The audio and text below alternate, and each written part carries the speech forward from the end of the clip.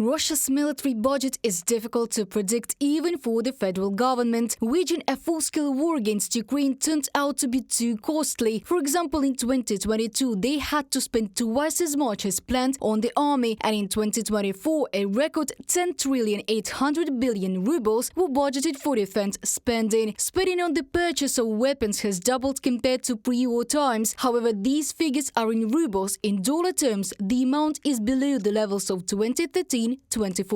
Experts conclude that the Russian military-industrial complex is unprofitable. Probably a significant part of the money is spent on plugging holes and not on the production of weapons. Rosstat shows a noticeable increase in industrial production in sectors related to the military-industrial complex in 2023, but Rosstat calculates the production growth index in monetary terms using 2017 as a base. But since then, prices have increased significantly. If you look at production in physical terms, the situation is not so rosy. There is growth in some product groups related to the military-industrial complex, while in others there is a decline. The production of cellulose, aluminium powder, ammonia, aluminium structures and substances for the production of explosives is growing, but not by many times, but a maximum of 30%. Pavel Luzin, military expert for the Moscow Times publication.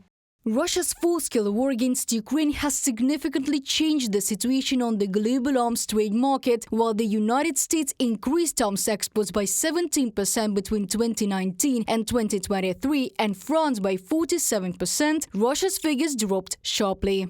Russian arms exports fell by 53% between 2014-2018 and 2019-2023. The decline has been rapid over the course of the past 5 years, and while Russia exported major arms to 31 states in 2019, it exported only to 12 in 2023. From Stockholm International Peace Research Institute. Страны увидели, что ихние суперкомплексы Countries saw that their S-400 Triumph supercomplexes were unable to intercept what they should have intercepted, and they were being quite actively destroyed. Their supersonic missiles, which they boasted about, they also talked about Kinzhal, that this missile cannot be shot down not only by modern, but even by promising air defense and missile defense systems. Nevertheless, even there was a major attack of 7 missiles flew towards Kyiv, all 7 were destroyed. Not to mention exporting weapons to other countries, Russia is bogged down by its inability to fully supply its own army. Experts are sure that the Federation has to take quantity, not quality. After all, Western sanctions have limited access to technologies that Russia cannot replace. Вряд ли они смогут что-то высокотехнологичное.